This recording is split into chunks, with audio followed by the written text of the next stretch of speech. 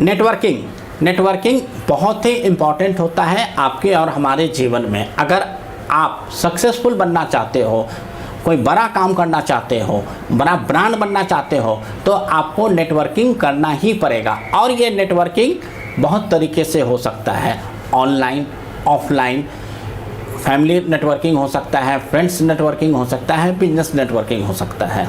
तो मैं Manish Kumar Sinha cross business boundary में आपका स्वागत करता हूं। और अभी तक आपने हमारे चैनल को सब्सक्राइब नहीं किया है, कर लेना। बेल आइकन नहीं क्लिक किया है, कर लेना, सो आपको नेक्स्ट वीडियो का नोटिफिकेशन आपके पास आ जाए।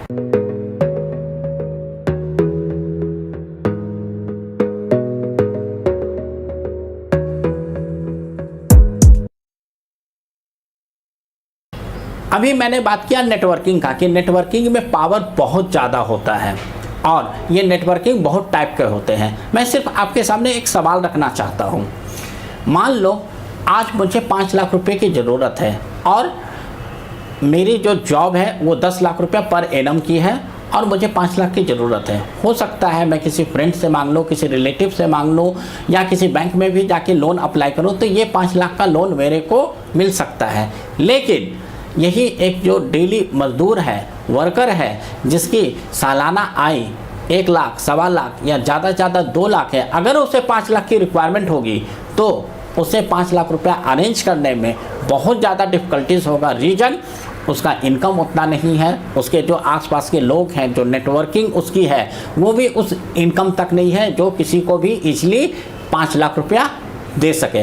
बैंक में अगर वो जाएगा तो बैंक वाला कहेगा आपका एनुअल इनकम ही 2 लाख रुपया है, तो मैं आपको 5 लाख का लोन नहीं दे सकता। लेकिन अगर मैं बैंक के पास गया, चाहे वो पर्सनल लोन के लिए या किसी और लोन के लिए, मेरा एनुअल इनकम 10 लाख है, तो बैंक भी मेरे को इजली लोन प्रोवाइड कर सकता है। मैं जब किसी फ्रेंड से बात करूँगा, हो सकता है मेरे कुछ फ्रेंड 5 लाख, 4 लाख का पैकेज हो, तो लेकिन कुछ फ्रेंड का पैकेज 20 लाख, 25 लाख, 50 लाख भी हो सकता है, क्योंकि मैंने अपना नेटवर्क उस तरीके से क्रिएट किया है। तो कोई फ्रेंड, कोई रिलेटिव मेरे को 4-5 लाख रुपया दे सकता है या 2-3-5 फ्रेंड मिलके 1-1 लाख रुपया मेरे को अरेंज कर सकते हैं, लेकिन एक डेली वर्कर को वो 5 लाख रुपया नहीं मिल सकता है। सो इसका सिर्फ एक कंक्लूजन निकलता है, वो है कि जितना बड़ा आपका नेटवर्क होगा उतना ही बड़ा आपका नेटवर्थ होगा। इसीलिए कभी कभी ये बोला जाता है your network is your net worth. आप जितने बड़े नेटवर्किंग के साथ काम करोगे, जितने बड़े नेटवर्क आपका होगा, चाहे वो फैमिली का हो या फ्रेंड का हो या बिजनेस नेटवर्क हो, आपका नेटवर्क उतना ही ज़्यादा होने का चांसेस है। अब आप कहोगे मैं नेटवर्क क्यों बनाऊं? नेटवर्क आज की डेट के लिए इम्पॉर्टेंट नहीं है, ये सदियों से चला आ रहा है। मैं सिर्फ एक एग्जाम्पल से आपको बताना चाहूँगा। अब हम चलते हैं त्रेता युग में, जहाँ पर भगवान राम थे। भगवान राम की जब पत्नी को रावण ने हर लिया था तो वो जंगल में भटक रहे थे, सीता माता को खोज कर रहे थे। उसी बीच उनको किसी ने बताया कि आप सुग्रीव से मित्रता कर लें। सुग्रीव जो वानरों की सेना के जो राजा हैं वो हैं और वो आपकी सीता माता के खोज में मदद करेंगे। तो उन्होंने एक मनुष्य होकर भी वानर से जाके दोस्ती की, मित्रता की, अपना नेटवर्किंग क्रिएट किया, क्योंकि उनको पता था कि यही नेटवर्क मेरे को रावण से विजय दिलाएगा। आप श्रेष्ठ मानव जाति के हैं और मैं वानर जाति का हूं, फिर भी यदि आप मुझसे मित्रता करना चाहते हैं। ये त्रेता युग से ही चल रहा है कि भगवान राम भी अपने आप को सुग्रीव से जाके नेटवर्किंग किया, फ्रेंडशिप किया, और वही नेटवर्क उनको सीता माता की खोज में सहायता किया और रावण पर विजय प्राप्ति में भी सहायता हुआ। उसी तरीके से जब हम त्रेता युग से निकल के जब हम द्वापर युग में आते हैं, वहाँ पर भी हम देखते हैं कि भगवान श्री कृष्ण अर्जुन से बहुत अच्छा नेटवर्किंग था, जहाँ पर भगवान श्री कृष्ण बुराई को ख़त्म करने के लिए उन्होंने कसम खाया था, मैं तो शस्त्र नहीं उठाऊंगा। लेकिन उनको पता था कि शस्त्र नहीं उठा के भी वो बुराई को ख़त्म नहीं कर सकते, तो उन्होंने अपना नेटवर्किंग अर्जुन के साथ क्रिएट किया, अर्जुन को फ्रेंडशिप क्रिएट किया, और वो फ्रेंडशिप इस लेवल से हुआ कि भगवान श्री कृष्ण अर्जुन को प्रोत्साहित करते रहें, उत्साहित करते रहें ताकि अधर्म के विरुद्ध वो लड़ सके। गीता का जन्म भी वहीं से हुआ। अर्जुन ने तो अपना धनुष रख दिया था, गांडीव रख दिया था, बोला था कि भगवान मैं ये काम नहीं कर सकता, मैं अपने पितामह अपने गुरुदेव का वध नहीं कर सकता। तब भगवान श्री कृष्ण ने गीता का उपदेश दिया और ये बताया कि अर्जुन तुम्हारा जो ये लड़ाई है वो तुम्हारा अपना पर्सनल लड़ाई नहीं है, व्यक्तिगत लड़ाई नहीं है, ये धर्म और अधर्म के विरुद्ध का लड़ाई है जो तुम्हें लड़ना होगा। इसलिए हे पार्थ, हृदय की इस दुर्बलता को त्यागो और युद्ध के लिए खड़े हो जाओ। पितामह का वध करने के लिए खड़ा कैसे हो जाऊं? कुरुक्षेत्र पर प्रहार करने के लिए खड़ा कैसे हो जाऊं? किंतु ये युद्ध संबंधों और नातों की स्थापना या पहचान के लिए नहीं है कुंती पुत्र। अपने कर्तव्य को पहचानो और तब निर्णय लो, क्योंकि निर्णय तो तुम ही को लेना पड़ेगा। अगर तुम नहीं लड़ोगे तो इस मानवता का संरक्षण कौन करेगा? तब फिर अर्जुन को अपना गलती का एहसास हुआ और वो धर्म और अधर्म के युद्ध को लड़ाई लड़ा और श्री कृष्ण के साथ होने के कारण वो इस लड़ाई को जीत पाए। इसी तरीके से जब हम कलयुग में आते हैं, बहुत सारे आपको फ्रेंडशिप नेटवर्किंग का उदाहरण मिलेगा, लेकिन मैं सिर्फ एक उदाहरण की बात करूंगा। वो नेटवर्किंग का उदाहरण है महात्मा गांधी और जवाहरलाल नेहरू।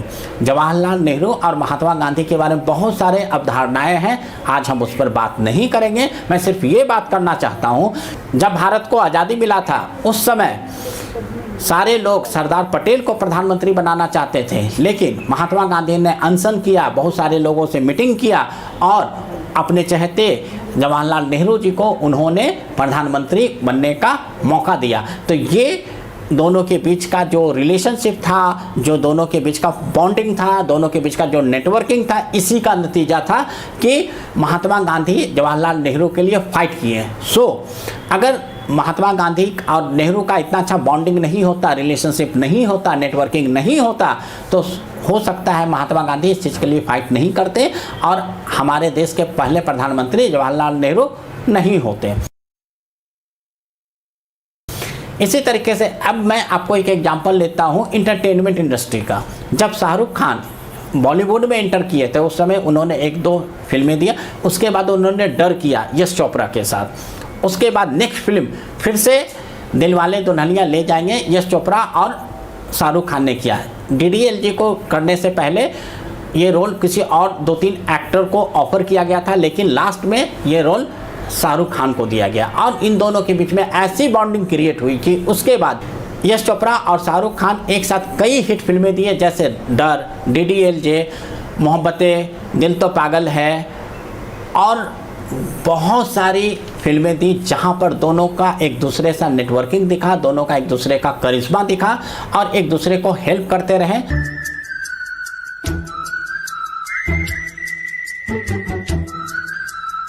जब तक यश चोपड़ा जिंदा थे उन्होंने शाहरुख खान के साथ ही फिल्में बनाई और एक से एक बेहतरीन फिल्में बनी।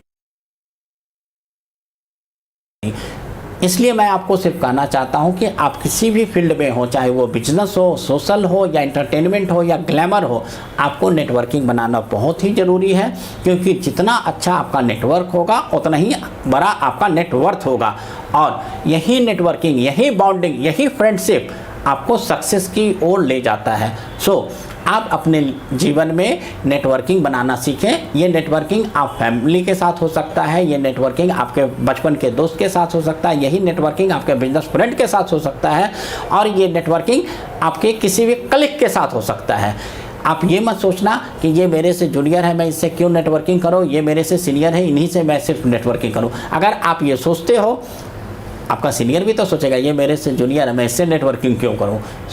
नेटवर्किंग करना आपका पर्सनल स्किल है और आप इस चीज़ को डेवलप करें। तो इससे रिगार्डिंग कोई भी आप सवाल जानना चाहते हो या डिस्कस करना चाहते हो, कमेंट बॉक्स में आप सवाल पूछें। और अगर ये वीडियो आपको अच्छा लगा हो तो इस वीडियो को आप लाइक करें, चैनल सब्सक्राइब करें, बेल आइकन जरूर क्लिक कर लेना, नेक्स्ट वीडियो का नोटिफिकेशन आपको मिल जाए। Thank you. Audio Jungle।